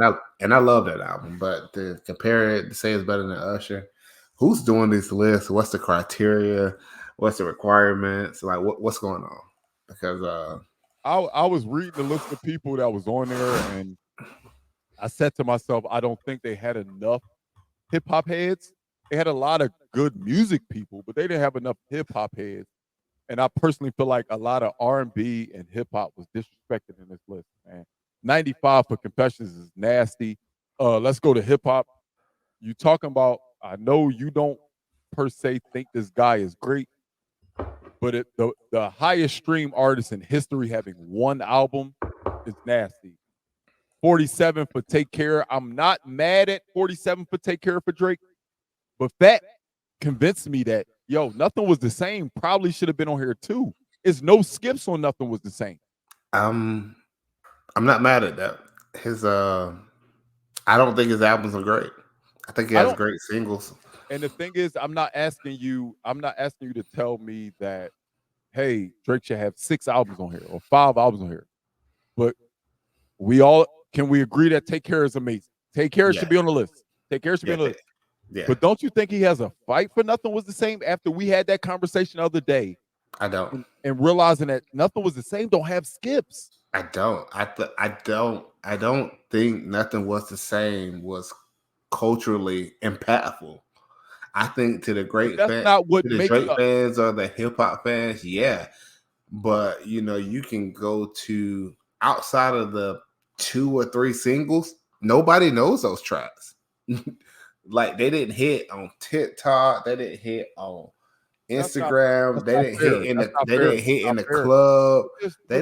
But there's albums on here that didn't hit on TikTok. Billy, you can't choose. No, I'm just talking about not just TikTok. They didn't hit on any platform.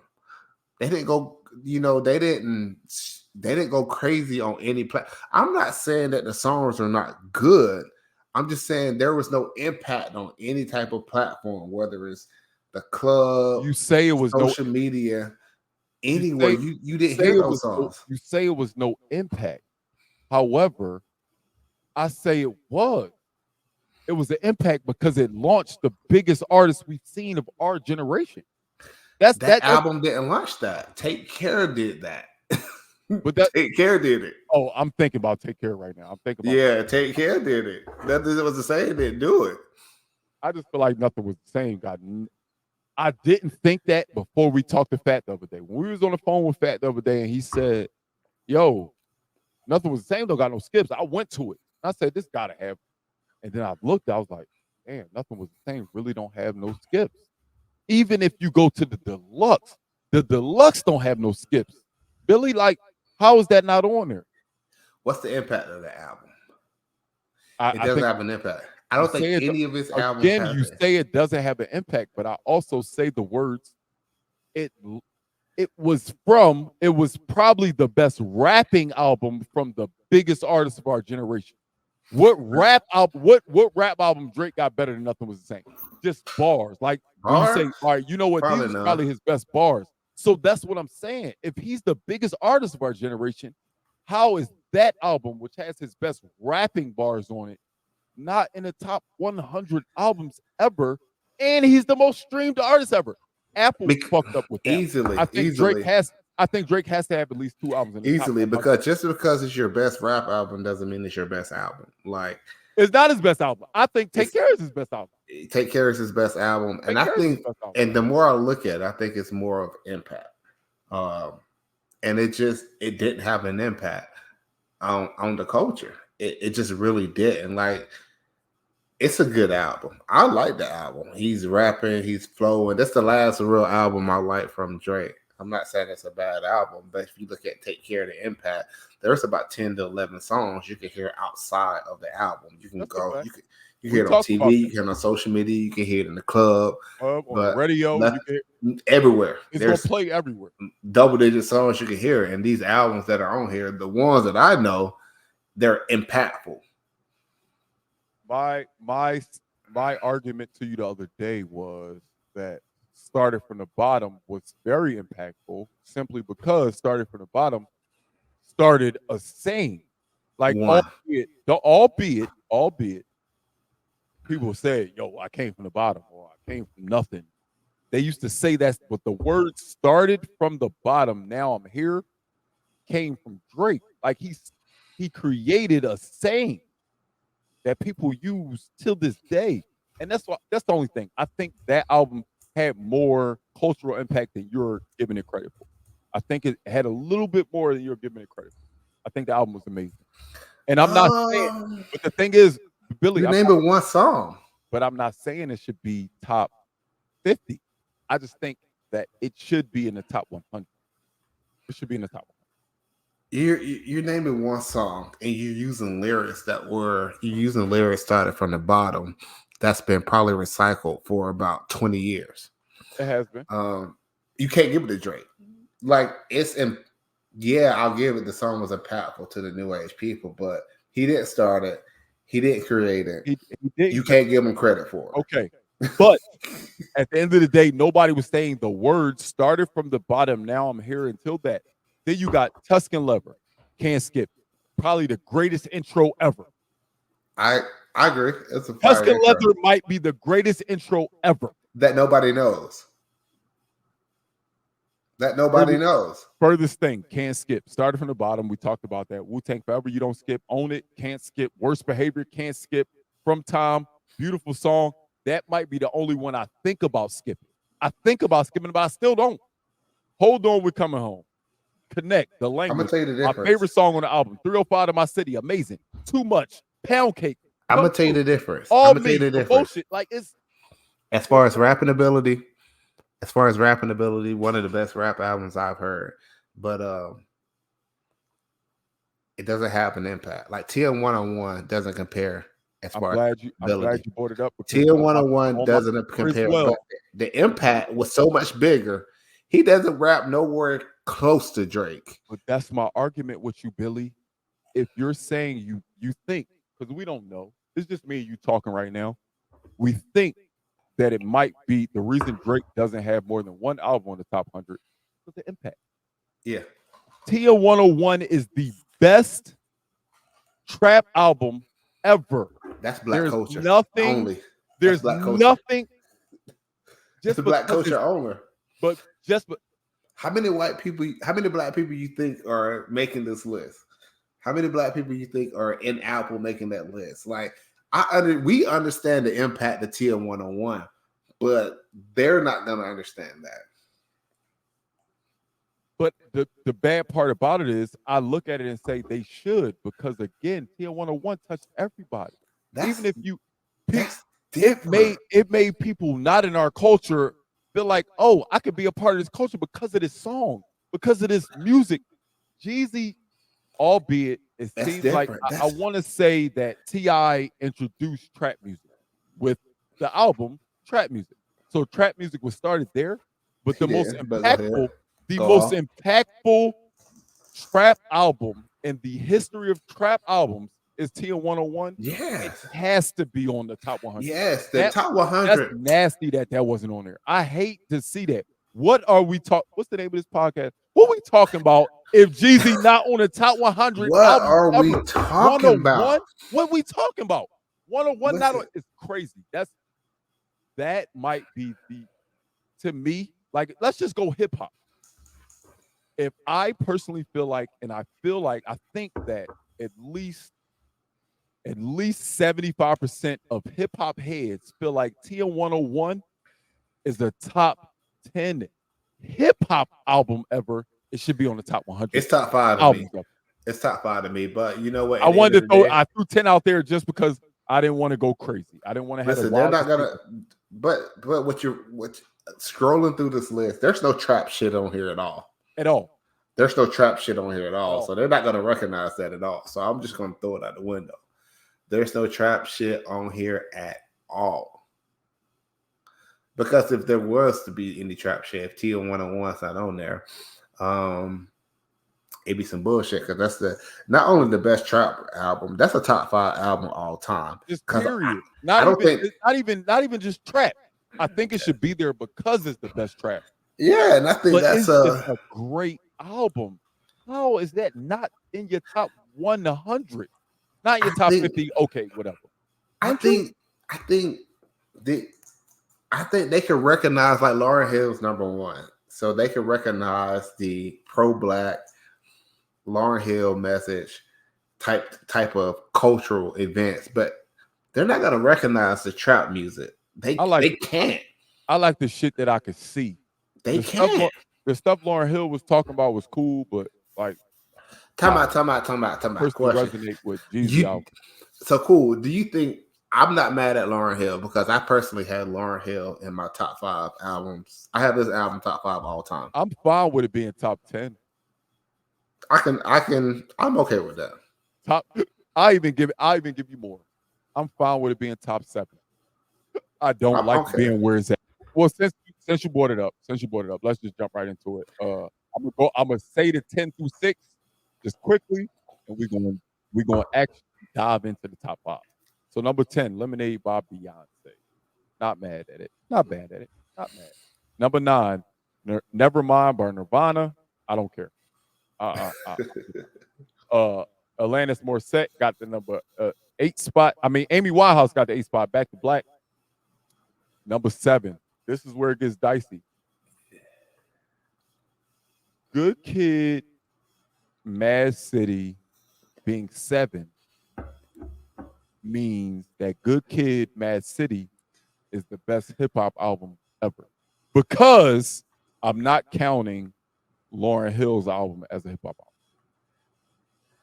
That's dicey because I don't know. I honestly don't know if I want to put Lauryn Hill as hip hop or R&B. And that's why I don't like even putting it hip hop. That's why I said this list, they're technically saying the best rap album ever is Good Kid, Mad City. I don't like it being 7. I can't debate it because I love Good. I think Good Kid, Mad City is amazing. I'm gonna let you finish the list first. All right, so Good Kid, Mad City at 7, and then 6 is Songs in the Key of Life by Stevie Wonder. You want to say something before I go into 5 through 1, or are you ready for me to go into 5 through 1? Nah, you go through it. All right, here we go, y'all. 5 through 1. Number 5, drum roll, please. All right, it's over. I love Frank Ocean being 5 with Blonde. I thought Blonde Blonde might be a top 3 R&B album for me, albeit I don't have it over. I don't have it over. Hold that thought. I don't have it over number 95. Hold that thought. But I do love Blonde, Frank Ocean. That was a great project. I'm not mad at it. What you got? Hold that thought. I want you to keep going, but hold that R&B your top R&B thought. Number 4, we got Prince, Purple Rain. I think the impact that Prince had, and you can't deny Purple Rain being top 5. I think that has to be top 5. That has to be top 5. Not mad at that at all. Number 3, we got Abbey Road by the Beatles. I think this is one of those ones where the Beatles are so impactful on music, period. You have to put them in your top 3. I'm not mad at it because it's the Beatles. I don't listen, but I understand what the Beatles meant to music. The only thing I remember about that album is the album cover. That's the only thing. Like when I hear Abbey Road, I just picture them walking across the street. That's the only thing I see is the album cover. Now we're getting down to the meat and potatoes. I think number 2 is rightfully at number 2. I think this album is undeniable. This album might have had the most singles on it in history. I don't know an album that had more singles than Thriller. Thriller is number 2, and I'm fine with that. But then we get to number 1, Miseducation of Lauryn Hill. I don't like it being 1. I like it being in the top 10. But I don't like the Miseducation of Lauryn Hill being 1 because in my criteria, I'm not saying it's the criteria Apple went off of. I just don't like if you only put 1 out. That's like saying that a guy like Jims can have the best album. A guy like Jaquan can have the best album. Like if you have 1 album, albeit that shit was fire.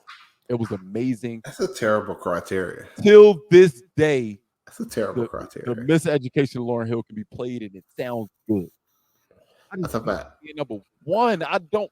When I go to the grave, when it's over with, Billy, when it's over with, when BG dead, I don't want to die knowing that was the number 1 album ever.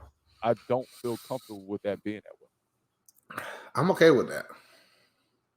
A good mix of, because I'm okay with it because as much as I love hip hop, I probably love R&B more. So I'm the same. I love. I got a good dose of both, but I feel like I love R&B more. R&B sit right. The R&B sit right. I love R&B more. Like, some of the shit I can't relate to with these rappers. They be talking about Benz's, all his money, yachts, and mansions. I ain't got it. You can relate to R&B. I can relate to R&B. I done had my heart broke before. So I got a question now because I was waiting on this, and like I love music, I love R&B, I love hip hop. I got a question for you. We're gonna separate it from. We're gonna take out Lauryn Hill first of all because we can't. I don't really know if it's hip hop or R&B. I got a couple lists I want to put together, so I don't know which list to put it in. So I'm gonna take it out completely. No Lauryn Hill, no Miseducation of Lauryn Hill. I want to know your top 5 hip hop albums. Hip hop albums? Yeah, I want to know your top 5 R&B albums. Ooh. Matter of fact, let's see if we can do it together. Top 5. Let's see if we can agree on anything. We'll start R&B. We won't agree. You from the South, I'm from the East Coast. Let's start R&B. R&B could be easy. R&B to me, Confessions has to be 1. I can agree to that. Confessions is 1 for me. R&B. I think number 2 has to be. I don't want to say has to be, but I love this album. I don't skip none of it. And when it came out, I loved it. I love Ready from Trey Songz. Ready from Trey Songz. Listen, I agree. We ain't got to explain no more. Ain't no explanation needed. You ain't got to explain no more. I love. Hey, Billy, you know the crazy part about Ready? The songs that weren't popular are my favorite. Like Black Roses. That's crazy. The songs that wasn't even singles is the ones that be like, ooh. I was gonna go with. I got a list right here, and like Usher was number 1, and Trey Songz Ready was number 2, and I was like, I wonder what he's going for number 2 because I'm a debate ready. Real quick. No I debate. just want to let y'all know this is the first time in history me and Billy agree. No debate. 1 or 2 is cool. Okay, what's your 3? That's where it gets dicey, bro. My number 3 is TP2. TP2.com by R. Kelly. I'm not mad at that. I Don't wasn't fight me. even, and the crazy Don't thing fight is, me. I wasn't thinking about that to be one, but I'm not mad at that. I'm not mad at that at all. What's I your actually 3? like that. I might put that at 3 now that I think about it. Okay, But I want your 4 and 5. My 4 and 5. My 4 is a cheater 4 and it's sleeper 4 in my opinion, because a lot of people don't listen to this person. And he only has one R&B album. He's a very talented. To me, I think he's the most talented human being in Hollywood. We might be on the same page, bro. But I personally like Jamie Foxx's that's Jamie my number Foxx. 5. That's your 5. Okay. That's my 5. This is weird. Unpredictable. Hey, dog, that Unpredictable was crazy. Dog, that shit was crazy. That album is different. And the crazy thing is, albeit we know Jamie Foxx is the actor, and of course he was known for being very talented. He can play the piano and he can sing. And when he put out an album, I don't think people thought it was going to be serious. I don't think people thought it was going to be serious. It was really, really good. Like, that's my number 5. Like, the Unpredictable album was like, I didn't think it was going to be good. I was one of the ones who didn't think it was going to be good. He released the album and like from front to back, like no skips. Top 5 for me. My number 1, dog. I mean, not my number 1, my number 5. So that was my number hold on. Disclaimer, like, we're born in the 80s. We're born in the 80s. Like, and don't get me wrong.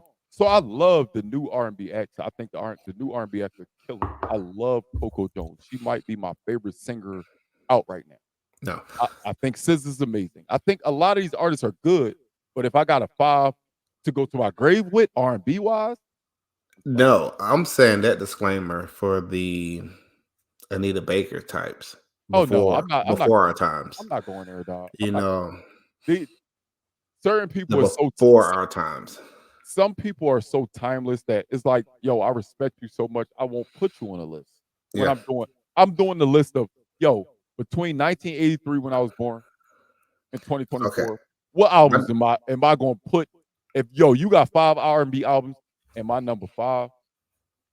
My number 4 is old school. Jamie Foxx is my number 5. My number 5 is Neo in My Own Words, dog. I love that album. That's the first one. That's the one with Stay, Let Me Get This Right, So Sick, When You Mad, Just Get This Right, Mirror. Like, I think that album was just perfectly put together. Don't judge me. I don't like Neo as an artist. I like him as a producer. I don't like him as an artist at all. At all. I respect it. I have a sleeper Well, my number 4 is Whitney Houston, the album Whitney Houston back in the 80s. Crazy. So best vocalist ever, in my opinion. Yeah, definitely.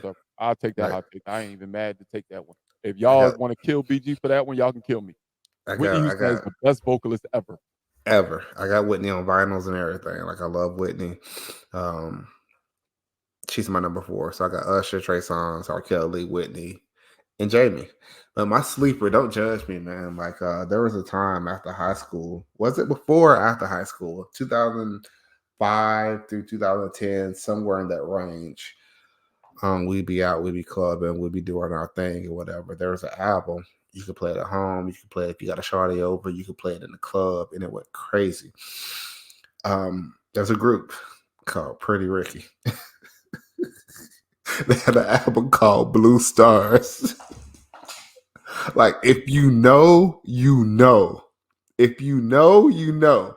That's all I'm gonna say. If you know, you know. Pretty Ricky, Blue Stars. If you know, you know. If you know, you know. I feel like we both was disrespectful because neither one of us said any Chris Brown album. He doesn't have. I'm not gonna say he have good albums, but it ain't top tier. I mean, I'm a Chris Brown fan, but his albums ain't top tier. The first one? I could name about 10 albums before. I could name 3 Trey Songz before Chris Brown. I don't know about that. Only Trey Songz album that I put over every single Chris Brown album is ready. After that, then I might if I'm just doing both of their discographies, the second album probably would be a Chris Brown album. The third album would probably be a Chris Brown album. And then I might start getting into Trey Songz. But The Ready was Chris Brown's second album. His first album was called, I can't remember the name Chris of Brown. it. I think it was Chris Brown. I think it was self-titled. No. Trey Songz's first album was better than everything Chris Brown put out. I can't think of the first album, man. Was it Just Gotta Make It? Did he name it right after that song? Actually, Ready might have been third. I got it right here. Trey Day was crazy. Trey Day was crazy. Trey Day was better than anything Chris Brown put out. I think Chris Brown's a better artist. Oh, that's a fact. Chris Brown might be the most talented artist ever. That's Prince, but go ahead. That's Prince one. I think my personal opinion. I think it's very comparable. Yes, Prince comparable to Mike. I think Prince can't do what Chris Brown can do, but I also think there's a lot of things Prince can do. I mean, that Chris Brown can't do that Prince can do. So I hear Prince can't dance. Prince can't dance, and that's the thing. Chris Brown can dance his ass off. But then when I say I think Chris Brown is the most talented person I've ever seen, I'm talking about across the board, not just singing. Like when he rap, I like his rap. When he draw, that motherfucker look amazing. I'm talking about musically. Like Prince can go to a symphony and play every instrument in there. Talent. I said talent. I didn't say singing ability. Well, I just said music. I just said I think Chris Brown is the most talented artist I've ever seen. He could do so much. He can go into so many different bags and be effective. That's why I think Chris Brown. But I respect Prince. But I really don't like the Apple. Y'all blew it with this one, man. This top 100 was ass in my opinion. I get it. It's a lot. I get it. It's every genre. But my two goats, I have two goats. My two goats in rap. If there's only two people I can listen to for the rest of my life, their discography, not their music coming up, just what they put out. My favorite two artists ever is Jay-Z and Lil Wayne. Jay-Z has one album on there and Lil Wayne has 0. That's crazy to me. Lil Wayne has terrible albums, bro. You can say they're terrible. All I'm asking you is, what's the criteria then? I don't know the criteria. I'm just speaking of. Is it impact? Is it bars? Which one is it? Because in all three of those scenarios, in all three of those, have an impact. You can't say Carter 3 didn't have an impact when it stole $1 million in a week after it was leaked. It was leaked and then it stole $1 million in a week. That's not my favorite. That's not my favorite Wayne album. But you know why he would be on there. You know why he was able to do that? Because the impact he had from the mixtapes. You know why he was the impact from the mixtapes. His mixtapes are what it is. But you say Jay-Z and Wayne. I just said like they my favorite. I just said they my favorites. Yeah. I never said they were the best ever, even though I think Jay-Z is the best ever. I didn't say that, so don't hold me to that. No, all I'm saying is those are my two that I'll be like, yo, those are the two that if it was all said and done, you only can listen to two artists for the rest of your life. It's Jay-Z and Wayne for me. I think both of their pens is crazy.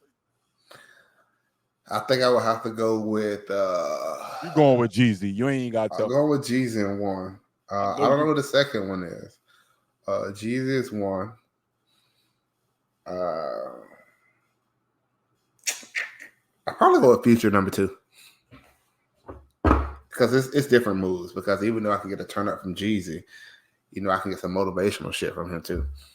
So like I can put some headphones on and get in the vibe, get in the mode, and be like, hey, you know, I need to grind, I need to study, I need to do whatever I do. He got that type of music too. I respect that. I also need I am drinking, I need to turn up, I need Future. And you don't think you get that out of my two artists?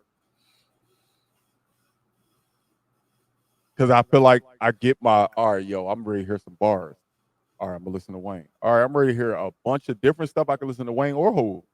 Just, all right, I want to hear some girl songs. I want to hear when shit went wrong. I want to hear some Dope Boy songs. Like, I feel like Jay and Wayne give me that. Nah. Because I feel like if we compare our two, I think it's because of where we're from. I think Jay-Z gives me what Jeezy gives you, and I think Future gives you what Wayne gives me. I think it's because of where we're from. Wayne. And that's what I think. That's what I think it's where we're from. Wayne is more of a lyricist. So if I want to turn up, I'm drinking. Wayne not gonna do it. I don't want bars. I don't want bars. I don't care nothing about the bars. Like even if it's a mixtape. If you drinking and the Drought 3 came on, you wouldn't like if we.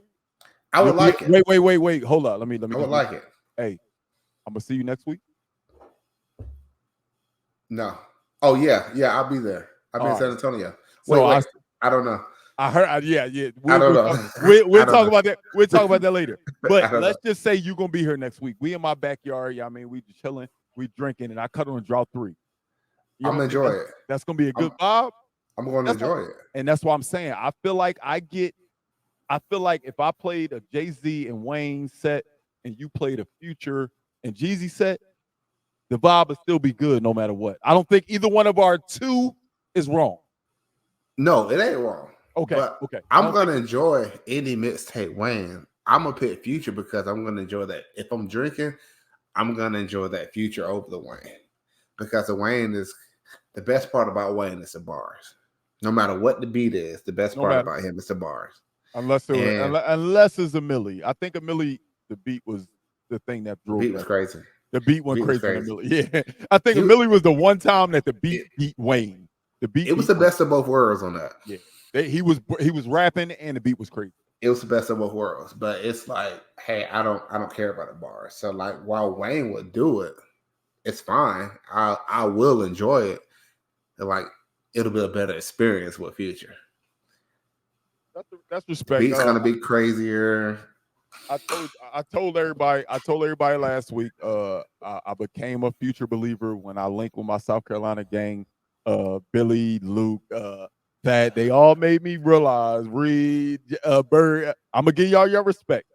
I was lost, and y'all lost. Yeah, I was lost. You know what? Before we get out of here, I'm gonna throw something out here. And I want to throw this out here because this is a conversation me and you had when we was in Vegas. And you told me, we're not about to debate right now. Not now. The next time you grace me with your presence on the show, we gotta have that conversation. Who wins versus Wayne or Future? This has been a debate against me and Billie for the last 3 years. I've known Billie for about 3.5, maybe almost 4 years is when I met Billie. Almost 4. So we're around 3. We just gonna go with 3. And since then, he's been adamant about the fact that ain't nobody that could beat Future in a versus. And I said, I don't think nobody could beat Wayne in a versus. I'm gonna say it like this. We did a mini versus in DR. Jeezy smoked Future. Smoke Future. Because it's the versus. No. I said it wrong. I'm sorry. Future smoked Jeezy. Jeezy smoked Wayne. Jeezy smoked Wayne. That's what it was. We did. Jeezy smoked Wayne. And I'm inclined to believe Future will do the same thing. And we're just talking about hits. Wayne. And once you play it, how it makes you feel. See, that's not fair because I do feel like Future makes me feel like he winning, but I know Wayne winning. That's the thing. Like, if in that setting, I might feel like Future won, just like a lot of people felt Gucci won, but we all know Jeezy won that versus, right? Jeezy won that versus, but a lot of people thought for some strange reason that Gucci won that versus. It's just the setting sometimes. Wayne's the bigger artist than Future. Overall, I think today, I do think that today that Future is, in my opinion, and on the Mount Rushmore of today's hip-hop act. A lot of people don't believe that, but that's a fact. No matter how you slice it, it's not many people. Want Future features. Today? Atlanta? Yeah. No, today Future is him. Drake Kendrick, Cole. He's not on Mount Rushmore.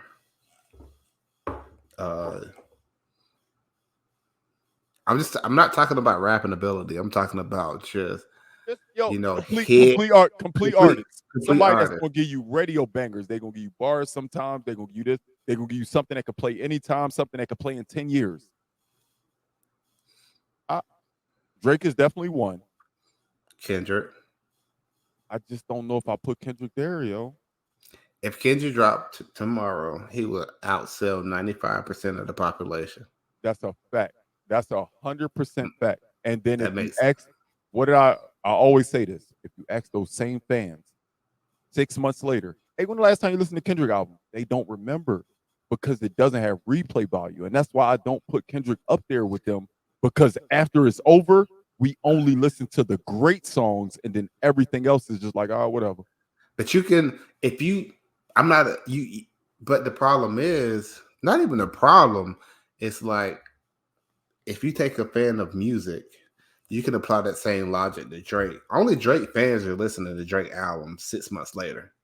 Outside of that, everyone else is just listening to the hits. That's a fact. I'm not going. But he's still Mount Rushmore. I'm not rolling. I don't think there is a Drake album that doesn't have replay value. I'm not saying that all his albums are the best albums. I'm just saying every Drake album gets replayed. You see it on the Instagram captions. After we get off this recording, I want you to go to Instagram, and I guarantee if you scroll for 3 minutes, you'll see at least 5 Drake captions. Such as what? Give me two songs that will be played. I didn't say the song. I just said people gonna caption his lyrics. We're talking about playing the album. Nobody's playing the album. He's had terrible albums. Right now, I'm playing Family Matters. I'm playing Family Matters right now, and I'm playing. No. So who won that? All right, y'all. Hey, no. Thank y'all for tuning in. Answer the question. Thank y'all for tuning in, bro. Thank y'all for tuning in to BG. What we talking about? Billy. Answer the question. He's trying to keep this show going, and I don't want to keep it going. Last question. The For All the Dogs, terrible album. But who won the beef? Kendrick won. I just want to hear you say it because you're a Drake fan. Kendrick won by a lot. It wasn't close either. Let's keep it a buck. It wasn't close. In 60 seconds, why did Kendrick win? Why did he win? Mm-hmm. Better songs. One better song. I'm gonna stop there. One better song. One better song. One better song. They Not Like Us. They Not Like Us was the only song that. All right, I'm gonna take away my opinion. You look at the top 10 most streamed songs. There's like 4 Kendrick and 1 Drake. So we just going streams. I'm just gonna take away my opinion. I'm taking out my opinion. So if we just going off that, then Drake's the best artist ever. I'm taking out my opinion. He has the most streams. So if that's your criteria, don't switch it when I'm asking you this question. Is Drake the best artist ever? No. All right, y'all. We're gonna holler at y'all. I'm gonna tell you why not. Could Tupac get the streams? Could Biggie get streams? Could Jay-Z early albums get streams? They can now. They can now, but it's way after the fact. So does it add up? Is it fair? So are you saying we can never judge who's the biggest ever because of that? We can never do that because in 20 years, are we going to be talking about little stop sign saying that, oh, he really not that big because if Jay-Z had streaming, then he would be bigger. Like, that's not fair. Like, I only could go with the times. That's the same argument I have with the LeBron and Mike conversation. Mm-hmm. It's a different time. I'm sorry that he's better now. Today, he's the best. The only thing I'm saying is you can't say he's a bigger artist when based off streams, where you can say Biggie Smalls and Tupac Shakur, streams didn't exist. Like Michael Jordan 3-pointers existed. But that wasn't all that stuff existed. But that's not my argument for why Drake is the best. My argument for why Drake is the best is I feel like his music is timeless. I feel like that in 20 years, we're going to be listening to it.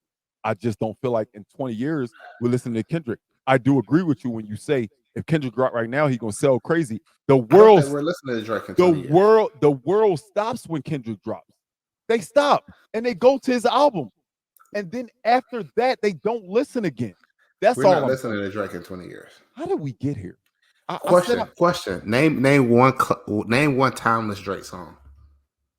Timeless Drake song. He don't have one. He do not have one. Like Alicia Keys, If I Ain't Got You, that's timeless. Maybe just hold on, we're going home. Maybe. I don't think now. Listen, wrap it up. Wrap it up, Billy. I'm not. We're not listening to that. But listen, I'm not saying that's his best song. You asked me what was timeless, what can still be played on the radio in 20 years. I think We're Coming Home can be played. It's not even played on radio today. Why would it be played on radio in 20 years? I just said it can be. I didn't say it is or it so will when be. I say, so let me clarify then. That may be my bad. Let me clarify. When I say timeless, things you can take away what BG plans, things you can go out and hear. Like, for example, I can go out pretty much anywhere and hear Alicia Keys, If I Ain't Got You. That's a timeless song. What song has he made or has now that you could 20 years from now you think you go out and just hear? People just gonna spin it. None of them. How many can you hear from Kendrick? Zero. No, none. I'm not advocating for Kendrick. But I guarantee that you would pick a Drake song before Kendrick if we put all of their tracks on a piece of paper.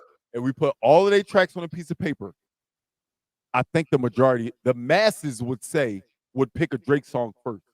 Right or wrong? I would for sure. Okay. I don't know about the masses. I would, because I like Drake more than Kendrick. But that's what I'm saying.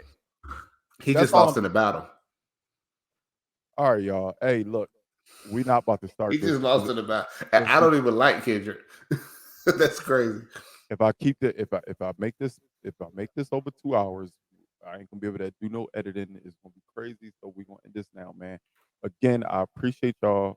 If you're watching, if you're not watching, I don't even care. Hey, shout out my boy Billy, man. Appreciate you for coming through. I appreciate you. I know we usually end the show. I say usually, we only 2 episodes in. We usually end the show with story time.